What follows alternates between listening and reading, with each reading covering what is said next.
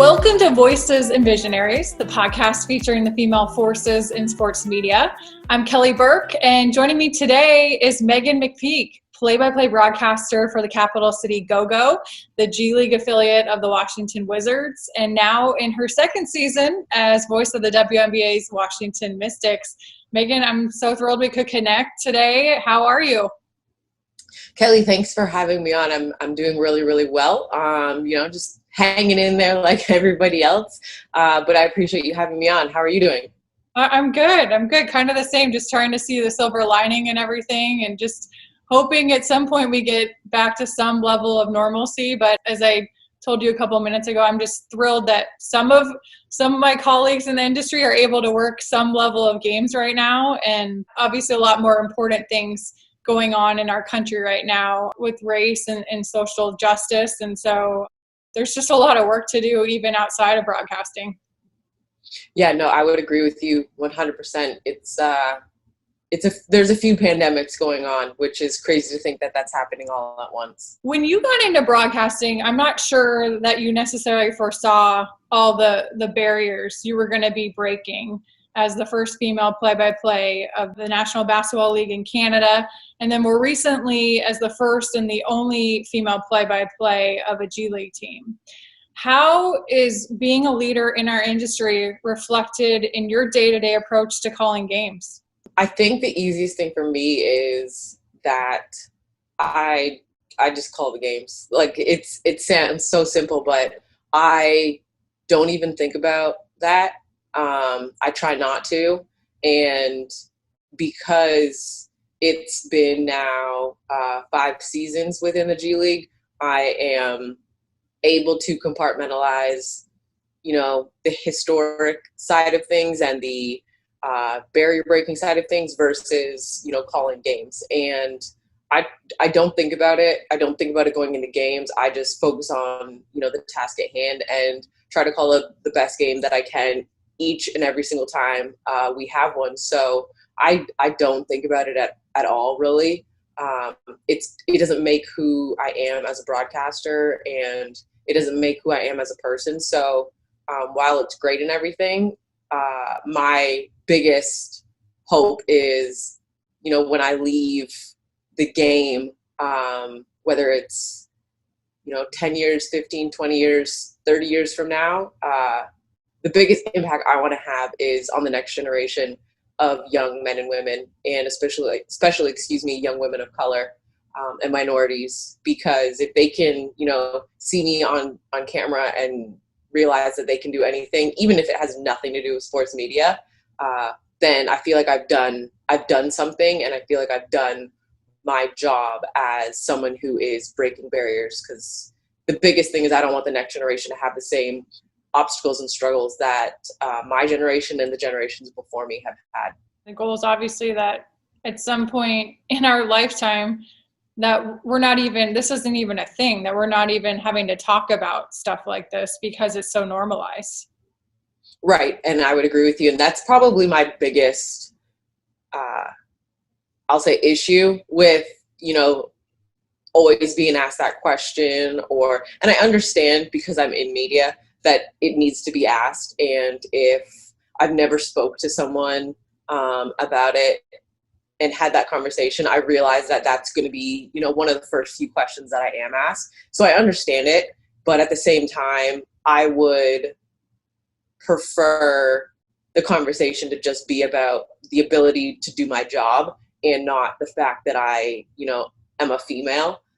So if at some point in my career, I can just be looked at as a play-by-play broadcaster and that's it, I will be happy. But I understand, the magnitude and what comes with breaking barriers and, taking the next leg of trailblazing for women in sports. We often see former college basketball players in the analyst chair of a broadcast booth. You were a former standout point guard at Humber College. How has that helped you, being a former point guard, now that you're in the play-by-play role? Yeah, I think when it comes to the way I call games, I call it from the standpoint of a point guard and the way I see the game playing out. So while I say that, at the same time, I'm still calling the game as everyone else is seeing it. But I have the ability, because I played, to see things before they happen. And that comes with, playing the game and being a point guard and having that, viewpoint and mindset that, I know this set and I know all 5 or 6 options off of it. So when I'm, surveying the floor, what options can I get the quickest, the easiest, and the most efficient? And because of that, as a player, I can now, take that into the way I call games. And I feel like that sets me apart from most play-by-play people. And it gives me a different, background of calling a game. And it gives people a different viewpoint on how, they're watching the game with me, dictating it to them. So I just feel like it gives me a different view and allows me to see the game the way I did when I played. What is it about the play-by-play role in particular that resonated with you so much? When I know in college you were doing some analyst work on the radio for the men's team at your college, but then when you had sort of that chance opportunity to dabble in play-by-play.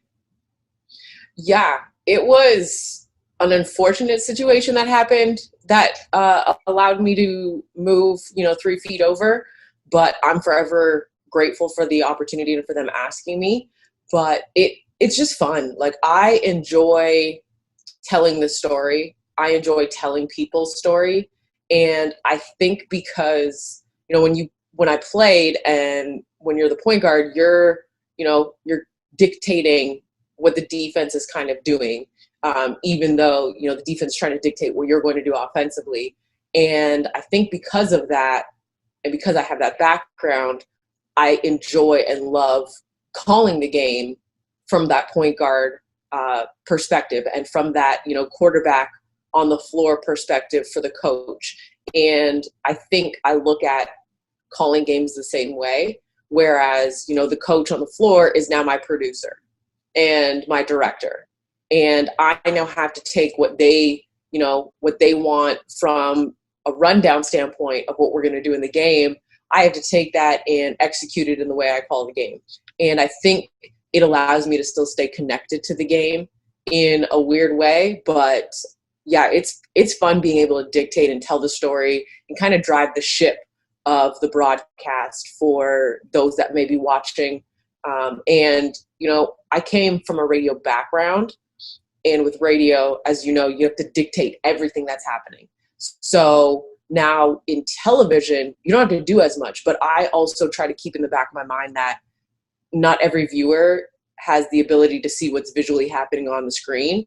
So I try to keep in mind those that may be visually impaired or, might have a visual impairment and not completely blind, but they can't see the game the same way. So when I call games, I will still have a bit of a radio call in my description of certain things throughout the game than most television play-by-play broadcasters would do, just because I have that background of 4 seasons doing radio.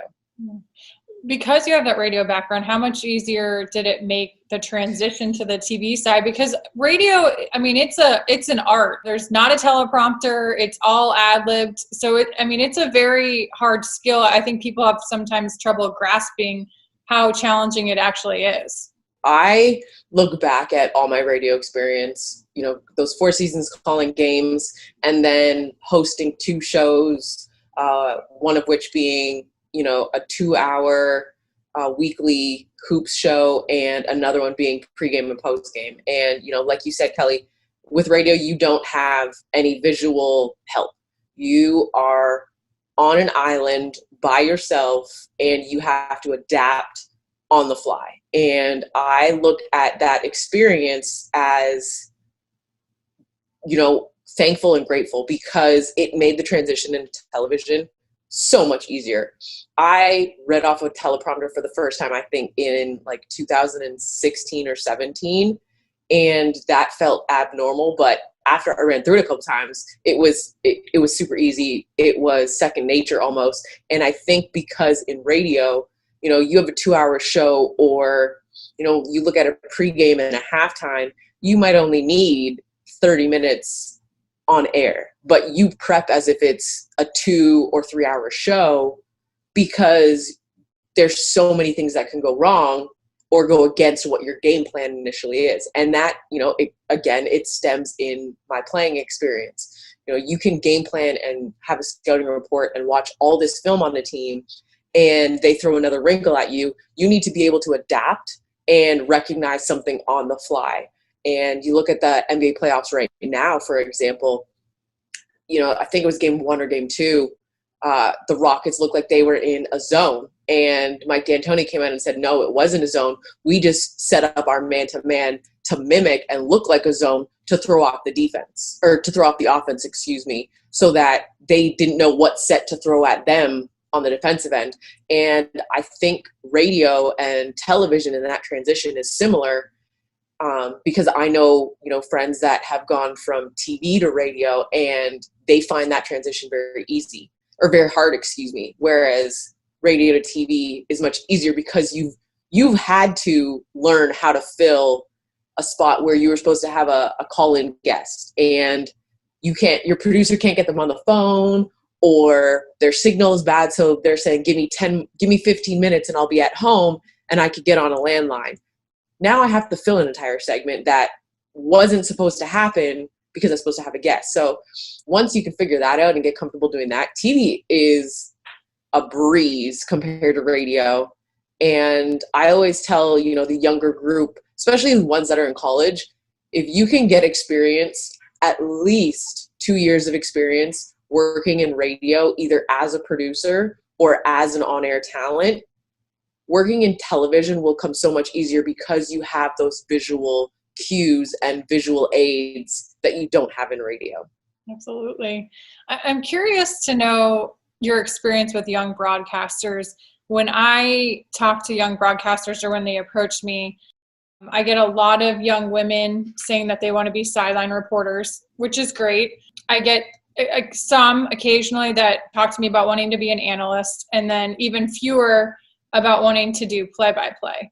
And I always am encouraging them, because I do all 3 roles in what I do depending on the sport. I'm always encouraging them to pursue the play-by-play or analyst. Why do you think play-by-play in particular is so intimidating for young female broadcasters? It more so stems from the fact it is still an old boys club. And you don't see many, if at all any, women in the play-by-play role in men's sports. And the select few of us that are in that role, you don't see us as often as you see the men.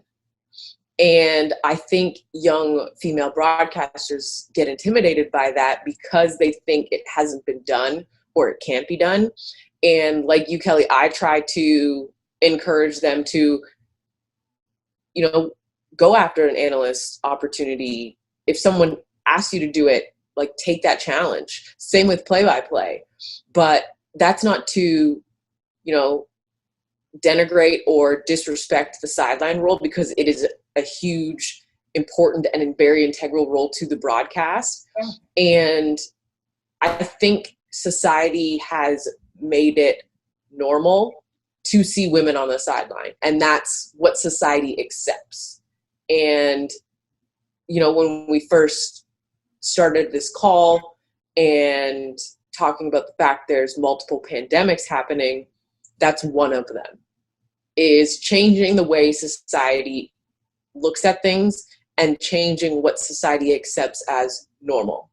And I think the more female broadcasters see themselves in other roles, not just what society expects and accepts, I think we will see more women as analysts. We will see more women in the play-by-play role. And that's something that is slowly but surely changing now. And I hope it continues to change, because there's no reason that you can't have a female in the broadcast booth and off the sideline. It's so well said. I hope we see that too. The WNBA is right now in the Wubble in Bradenton, Florida. You and your broadcast partner, Christy Winter-Scott, are back calling their games in the DC area. What's been the biggest adjustment for you to remote broadcasts? So the cool thing about this is the fact that my first season here in DC with the Go-Go, we actually did the road games remotely. Oh, really? I didn't know that. Yeah, we tested, we tried it out to see how it was, and to see what things were like. And it's basically like I got back on a bike and re-taught myself how to ride it. So I'm thankful that I had that experience of, doing a remote broadcast and understanding the intricacies of it. I think even back to that first season, the biggest, learning curve is not being able to interact with the officials when certain things are called, when there's a call on the floor that isn't something that's called often, not necessarily that isn't called, but isn't called often. So for example, like an away from the play foul, that's not an often occurrence. It's very, very few of them in a game. I can say in my 2 seasons now with both G League and W in DC, I can say probably, on 2 hands count the amount of away from the play calls. So while they don't happen often, when they do happen, you want to make sure that the information you're giving the viewers is correct. But at the same time, given the situation and what we're having to do with, the WNBA broadcast, we're seeing it as well too in the NBA, is remind people, this is a very unprecedented time. They're in one location, we're in another location, and we try to work it out that way. And I always make sure that I have the game stats, but the play-by-play as well available to me, that they're inputting in the system down in Bradenton, so that if there is something I'm unsure about, who the technical foul was on, or who, defensive 3 seconds, things like that, I'll pull that up really quickly, refresh it a couple times, make sure it's up to date, and then I'll just read it off of there. And we had a situation where there's a technical foul actually called. It was in I think it was our Sunday game. And I knew a technical was called, didn't know exactly who was on. I waited for a couple seconds. Christy and I were talking, refreshed it, and found out who it was on. So that allowed me to then inform those who were watching that might not have seen it as well too, because it either happened going to break or coming back from break, and it was really quick. So things like that are probably the biggest adjustment, is just not having the availability of the officials being right there where they can slide over like you see on television and inform the broadcasters of what the call is. And I think the NBA has done a very good job of miking them. We see it, watching the playoff games where they come over to the scores table and you have the sound of them telling the scores table and the broadcasters exactly what it is. So that would be one wrinkle where I'd like to have that voice from down in Bradenton as well too. I know they're able to communicate with the scores table there, but to have that sound come through would be great.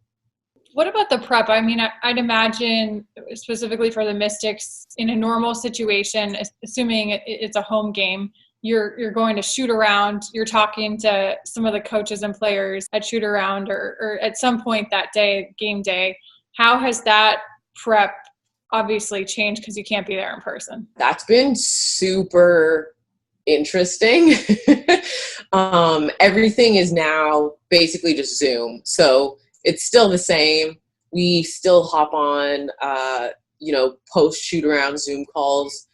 Typically with that, what has changed is the fact that on a game day, shoot around, you'll get one player and then you won't get coach until pregame. So they have the pregame availability, which is the same in, what we knew as the former normal with live sports. So we have to do it that way. Practice days, it's similar. We just get players and coach after practice. But I know if I have any questions, I can email or text our PR person, Ketsia Coleman, and shoot some questions her way, and she'll try and get me the info or the insight back.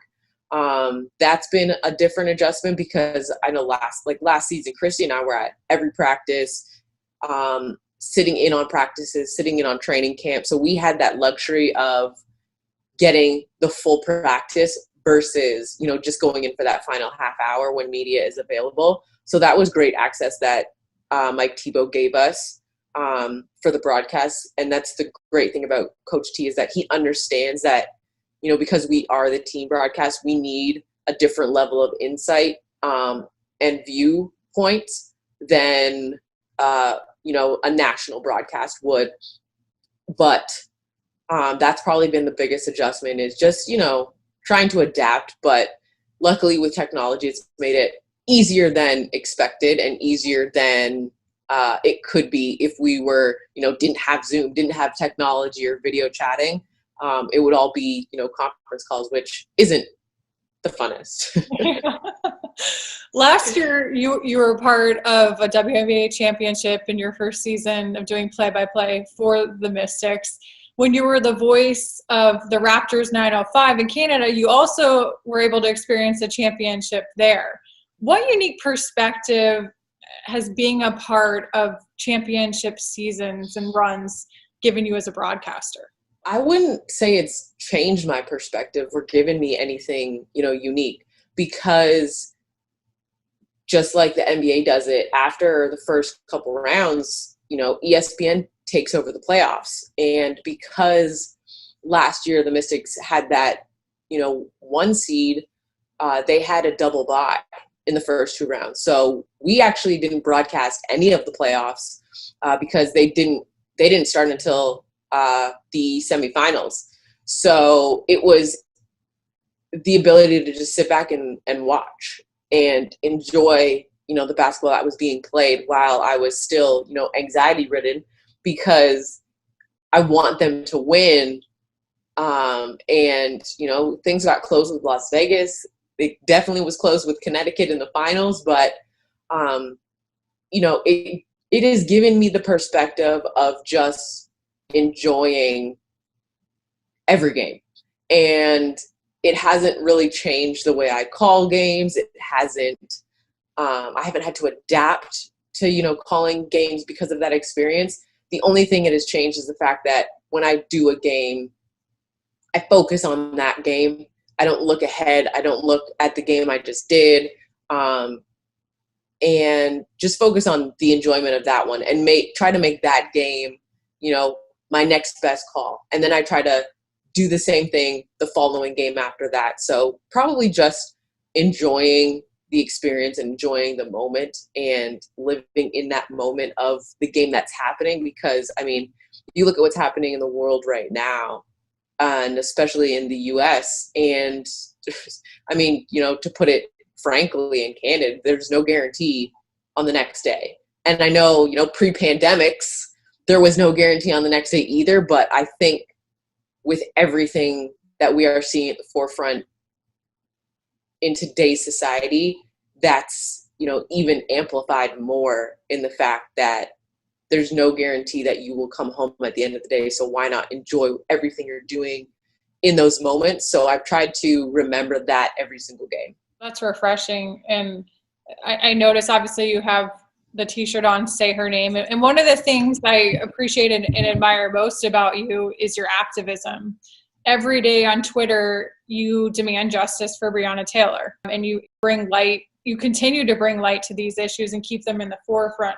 When did you realize the power of your own voice, regardless of the feedback or any negativity that you get on social media for being active about your beliefs? First, I want to say thanks to Instagram and Twitter for implementing the feature of turning notifications and turning comments off. I have utilized that in the last week like no other, because I was consistently just, either deleting or blocking or muting people, which I still do.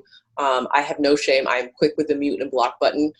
So beware, if you come at me incorrectly, I will not even hesitate.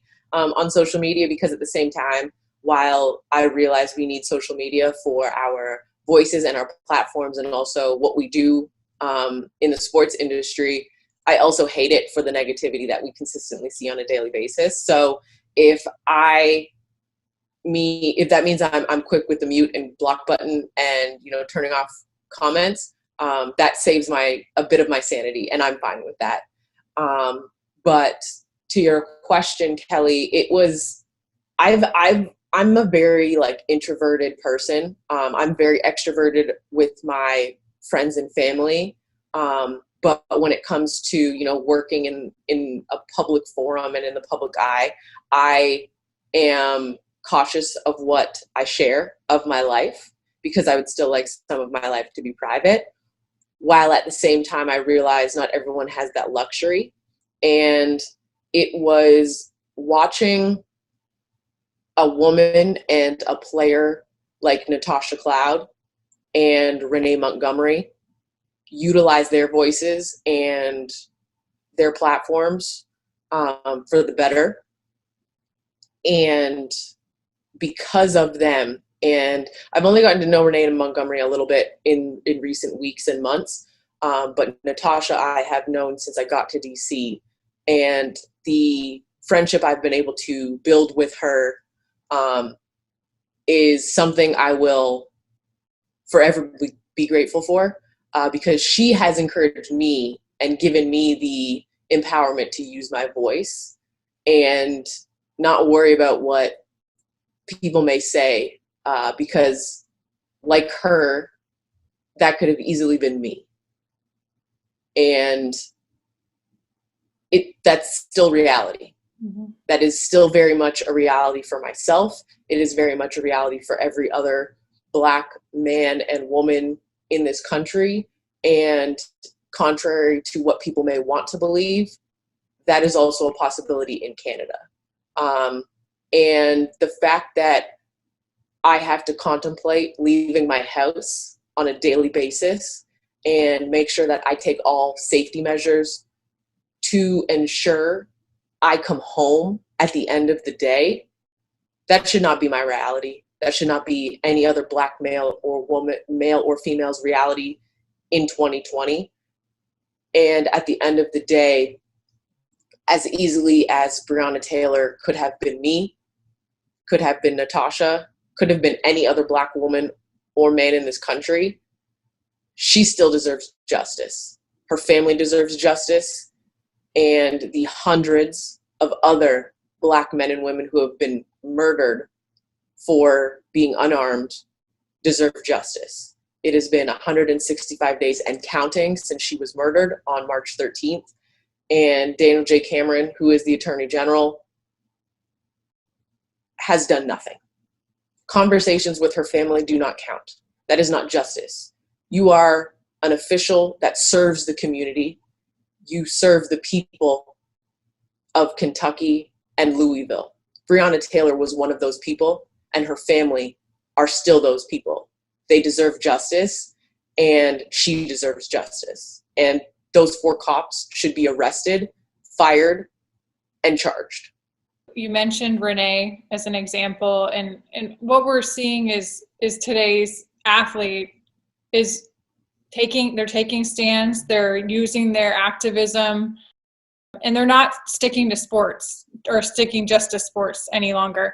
What I find interesting, though, the WNBA, they've been leading the way with this long before everything happened with George Floyd this year. I mean, you can go back the last couple of years, and they've been using their voices the last couple of years. How do we help those people who oppose this so much, not sticking to sports, understand that this is much bigger than just sports?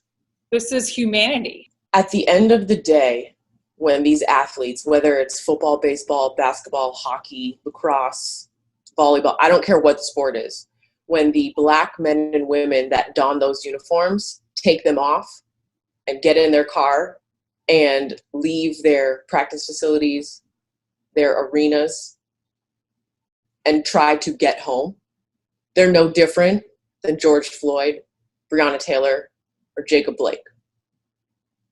Sandra Bland, Philando Castillo. Literally, you can list every single person that has been murdered at the hands of police. They are no different.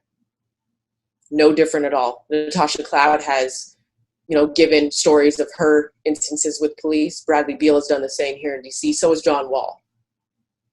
Those are three of the biggest names in sports in Washington, DC, which is the epicenter and the nucleus of American politics. And they have had moments where they feared for their life because they have come into contact with a police officer who does not necessarily have their safety and best interest in mind. So while people would like athletes to stick to sports, when politicians insert themselves and their politics into sports, those athletes can no longer stick to sports because it has now been implemented in their sport. When you have fans that look like you and are a representation of you and vice versa, you can't shut up and dribble. At the end of the day, the men and women of color in these leagues are still Black men and women as soon as that jersey comes off and as soon as that uniform comes off. It's no different than the coaches in the leagues. It's no different than the front office people in the leagues. Masai Ujiri, the only Black president in the NBA, in the 2019 NBA Finals, had what should have been one of the happiest moments in his professional career stripped from him at the hands of an Alameda sheriff's deputy. And it took a year for the video to come out. That means, and I understand that Masai's, lawyers released it, but that means that the Alameda Sheriff's Police Department had that video footage on police body camera for a year and still did nothing with that deputy that twice placed his hands in an aggressive manner on an NBA president who happens to be Black. That's it. We, as Black people, we don't get to change our skin. We don't get to take off a uniform of skin color at the end of the day.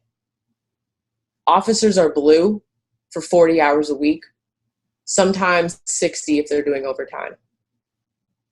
Black men and women are Black men and women, 24 hours a day, 7 days a week, 365 days a year, and 366 if it's a leap year. We don't get to take off our uniform as Black people. As a biracial female broadcaster, what challenges have you encountered in our sports media industry as you've come up through the ranks? Thankfully, I haven't had to experience it. And I say that with joy and hope that I don't ever have to experience it, while at the same time saying it cautiously that I am only, in my 30s and have a lifetime to go, that I still may experience it. And that's the scary part, is the fact that I've managed to go 30 years of my life with minimal interactions of racial slurs being thrown at me. And I know that I have a lifetime that I still might experience it and may have those interactions. And I am hoping that experiencing everything that we are right now and being in my 30s will allow me the mental magnitude of handling that situation, if and when it does reveal itself, to handle it correctly. The reality in our industry is that the numbers are pretty abysmal when you look across the board of women and people of color in general being in roles, whether they're in a front-facing role like you are as a play-by-play, or whether it's behind the scenes in a prominent production position, or whether, especially in a managerial role. What can someone like myself, who is a white person, is a white female, do to not only be a better ally to you, but other other women of color and people of color in our industry to ensure that we and that you and your community gets better representation across the board in sports media? I think, Kelly, a big portion of that is when it comes to the hiring phase of sports and sports media. And you can even look at just broadcasting, period, news, weather, whatever it may be. It comes down to the people that are in positions and have the power to hire. Make sure that, the people that you're bringing in for interviews, you're not bringing them in just for, the diversity check mark, to say that you interviewed this, that, and the third of different races and ethnicities. Make sure that the people that you're bringing in and the people you're hiring are not just qualified, but are the best person for the job. If that ends up being a white man or woman, that's fine. But making sure you're mentally having the ability to have the due diligence and do the due diligence of giving yourself the diversity of different applications and not basing an application off of a name or an address. But also, to be an ally, you have to be open and willing to listen and hear.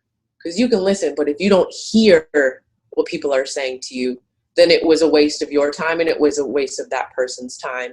And I always say, when humans were created, we were created with 2 ears and 1 mouth for a reason.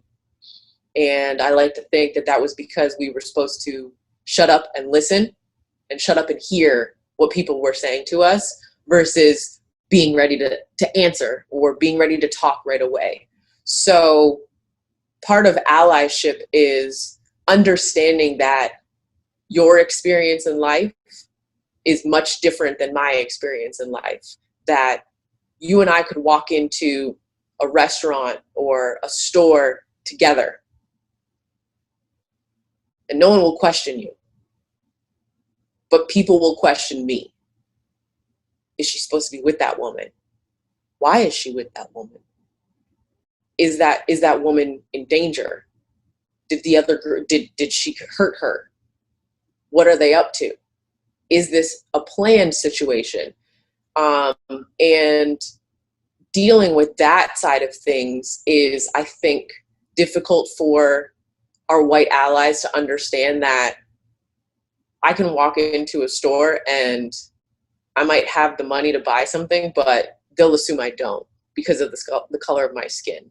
And, to your point of being biracial, that's the interesting thing of being a biracial or mixed race person, is the fact that genetically I know my makeup. Genetically, I know I'm, part this and part that. But my appearance on the outside, people will only see me as a Black woman. And that is how I experience life. And that is how I will experience life for the rest of my life, however long that is. But to be an ally, you have to be willing to listen, hear, but you also have to be willing to speak up and say something. And I think that's one of the biggest things, that our white allies don't realize or may not realize, that they have the ability and the power to speak up and have our backs. Because, Black men and women in the world can continue to say it on and on and on. And we can say it every single day, every single minute. And some people may listen, some people may hear. But there is privilege and power in being a white ally in today's society. And for whatever reason, people seem to listen to the white allies more than they listen to the people who are experiencing this life experience. Following up on a bit of what we just talked about, the NBA, the G League, the WNBA, they're all largely considered the most progressive professional leagues in the world. Yet there are only 6 total play-by-play of color in pro basketball, Why does that progressiveness have yet to translate to the broadcast booth? Is it the same thing, that going back to the who we have in hiring positions? Yeah, I think it comes down to who we have in hiring positions, but also to your earlier question of, representation matters. And unless and until, younger females, white or black, Asian, Hispanic, Middle Eastern, every female in this world, until they see themselves represented in these roles, why would they feel that they can do it as well too? And I hope my being in this position allows a younger female to, like I said, see herself in me and realize I can do that as well too. And when you look at, to your point of the NBA and the WNBA, and I apologize, I don't know the numbers exactly for the G League, but I imagine very similar to the NBA and the WNBA, you have these two leagues and these three leagues that are primarily 70% or more Black men and women. And yet, not just broadcast, but front offices, coaching, ownerships, they don't reflect the same as the players in the league.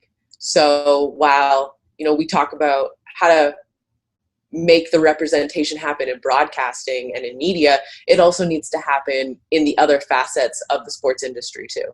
What's interesting about what you just said is the whole concept of if you can see it, you can be it, and the importance of, representation matters, and for especially young women of color being able to see it. You grew up in Canada where there weren't really any female Black play-by-play broadcasters for you to look up to growing up, because you don't have the same access there to American channels. Not that there was a lot for me growing up to see a lot of Black women on TV other than Robin Roberts and Pam Oliver.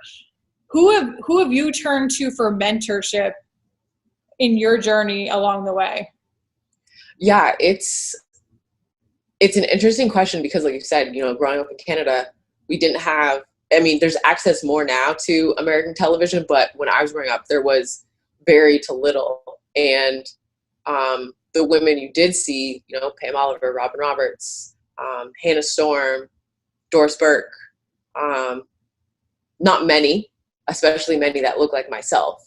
So I, once I graduated college and then it got into the industry and into my journey, I utilized, this is where, social media can come in handy and is a blessing and isn't frustrating for me, is the fact that it has allowed me to connect with so many amazing Black women and men in sports. And I want to make it clear, in sports, because it's not just the media side of things. I've been able to connect with people who look like myself, both men and women, and aren't necessarily in sports media, but are in the sports industry. Photographers,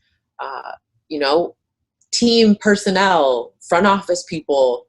And that's where I like social media, because you can just easily find someone and try and connect with them. So while I was growing up, I didn't have many who looked like me. Now I have many who look like me, but still not many that do my role. So my mentorship group is a small but powerful and mighty group, both comprised of men and women, Black and white. And also, a big proponent for me is it's very, very healthy, and it is very impactful to also have mentors that have nothing to do with what you do for a career or a job, because they can have a different perspective than, I may have, or another person in broadcasting. So I definitely recommend and am a big proponent of people utilizing mentorship with other industries as well too. That's really good advice. I hadn't even thought about it that way. Yeah, like I look at things and, you may have a situation and I see it one way, you see it a similar way than I do because you understand the industry. But then I could go to, a mentor that may be a lawyer or might be a chef, and they just have a different perspective on the situation that, you know, once I talk to them and listen and hear what they have to say, I can then take that information, and it gives me another arm and branch to break down the situation that I have to handle and deal with. So it's definitely important to get different perspectives. You know, when you're the boss of a company, or, you know, the CEO of a company, you don't have people that are always around you that think the same way you do. And I think, you know, when you know, it's super cliche, but it's better to be the dumbest person in a room surrounded by people who are smarter than you, because you're going to learn something. And I think mentorship is the same way. So why not utilize other people's perspective who have no clue how this industry works, because they're not biased. They see it from their own perspective. Yeah, no doubt. Couple more questions for you, because I want to be respectful of your time. In 2018, you became the first female play-by-play in 30 years, which is mind-boggling to think 30 years. But to call an NBA preseason game when the Wizards took on the Pistons, how did that opportunity motivate you to dream even bigger? Well, before that, it had always been a goal of mine to call NBA games. Excuse me. And it still is. Whether that is for a team or a national network, that goal is still a goal. I had a goal of getting to the WNBA and calling WNBA games, and I was able to achieve that, and I'm having a blast. But I still have the goal of getting to the NBA and being a voice in the NBA, and doing that game and having the ability to do that game gave me motivation to do it, but also motivation to know that I can do it. And, you know, the NBA is it's a different level, it's a different speed. It's much faster when you're there in person trying to call the game than people may think. So doing that game and being able to flow through that game gave me the motivation to know that that goal is definitely attainable, and more attainable in a timeline than I ever expected. I was listening to an interview. This was months ago, but you did an interview with somebody, and you mentioned on it that your sort of ultimate goal, or where you want to be in 10 or 15 years, is you want Mike Breen's job as the lead voice of the NBA, which I think is awesome. I mean, I absolutely love that. And I think I saw that at some point recently, or in the last year or two, you've had a chance to meet him. So yeah. What have you picked up on just about why he is so good and in the position he's in that you can apply as you try and get to that goal? So I did that interview, and he ended up finding out that I said that. Really? Which is kind of funny and a little bit crazy to think that, you know, someone either told him or he found out, you know, happenstance. However, he found out. At the end of the day, he found out, which is kind of awesome. And, you know, fast forward to, which is crazy to think about, our final game right before, you know, the NBA shut everything down. We actually played the Knicks, and he wasn't on a national broadcast. So he was doing that game as the Knicks broadcast, because, you know, he's one of the few that have a really great setup with their career that they still get to call for a team, but also do national games. And one of the Wizards PR people, Darren Jenkins, actually gave me the heads up that day that he would be doing the game. And I was like, okay, if it works out, like, I want to meet him, because that's who I grew up, you know, national broadcast. That's who I grew up hearing. I grew up hearing Mike Breen, and got to meet him before the game. And he actually mentioned it to me, which was mind blowing that months later he remembered. And the crazy thing is the fact that, you know, when you go to meet someone who you admire and you idolize and you want to do the job they do, you never know how they're going to be in person. You never expect them to know who you are, and whatnot. And the crazy thing about it is when he was walking over towards me with Darren was about to introduce him, and he actually said, "Meghan McPeak, it's great to meet you." He knew who I was before the introduction could even happen, which is so insanely awesome to me, even now thinking about it. And we probably talked for, it felt like, 5-10 minutes, which on a game day prior to the game is a lot of time, as you know. So it was pretty awesome. And he joked about it and wished me luck in my career, and said anything he can do to help, let him know, reach out to him and that type of thing. But the fun part about the conversation was the fact he said, first thing he said after saying my name was, "Now I hear you want to take my job."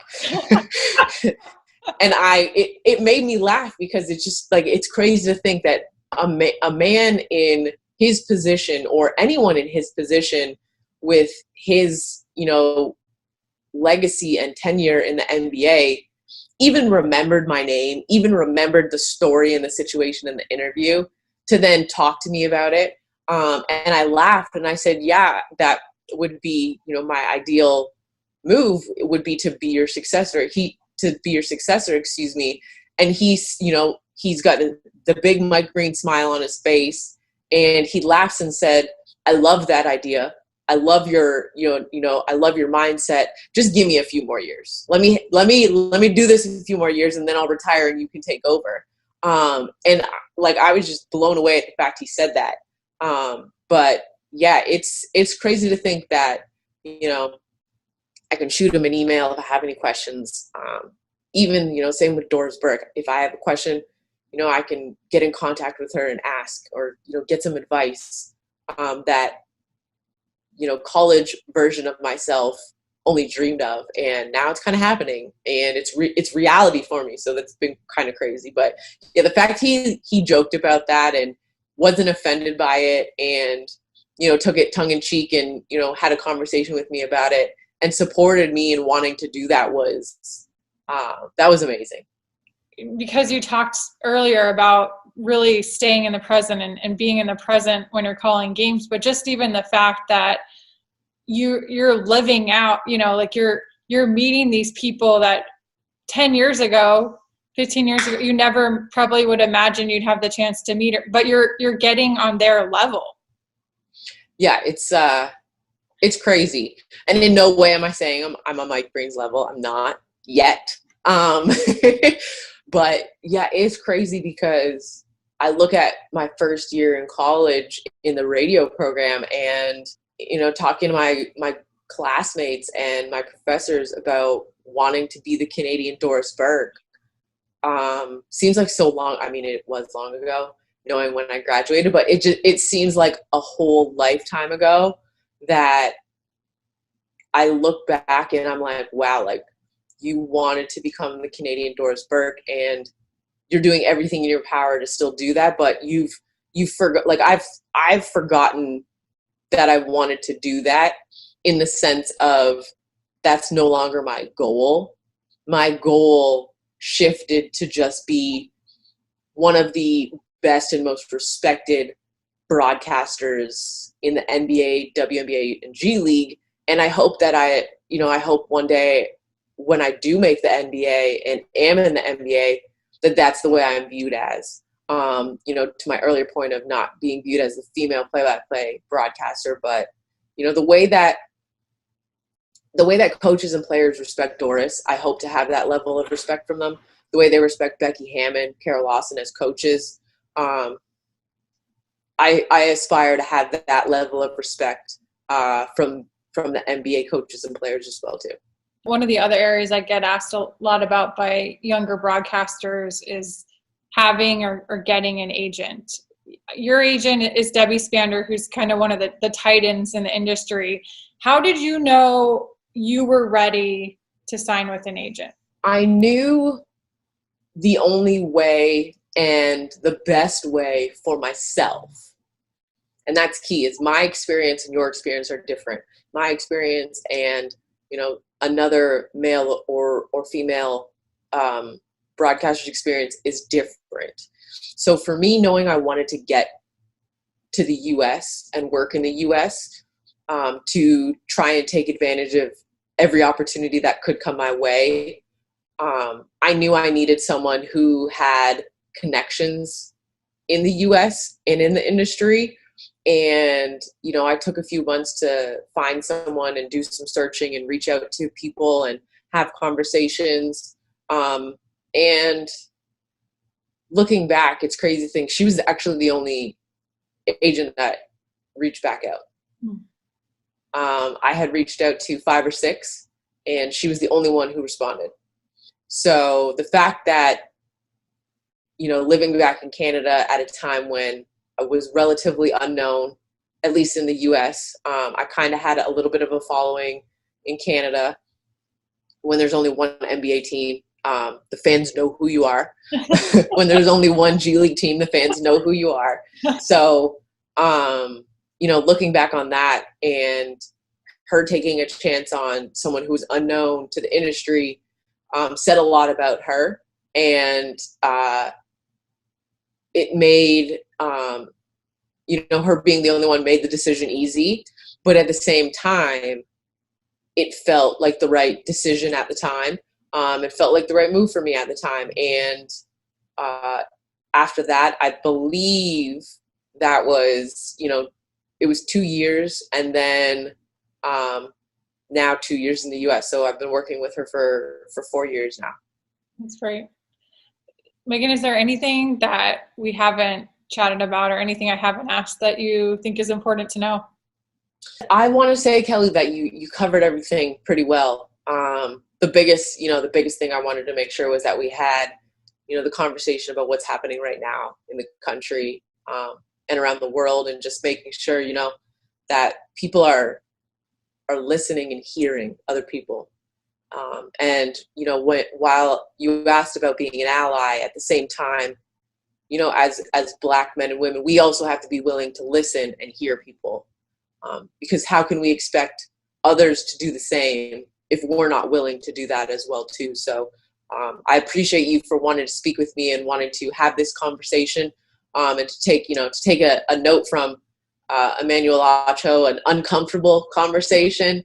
I appreciate it, and I appreciate you for wanting to have it. So thank you. Of course. We connected a couple of years ago. It was, at least back in 2018 over Twitter initially.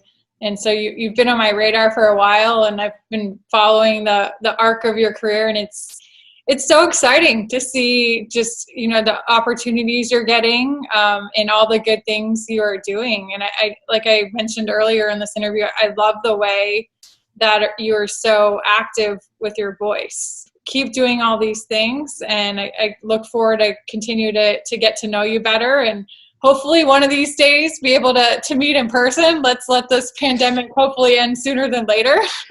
Yes. Wear a mask, people. Wear a mask. Exactly. Yeah. You would like to be able to go see your family in Canada sooner than later. That would be ideal. I'd also like to see fans in arenas soon. So wear a mask. Totally.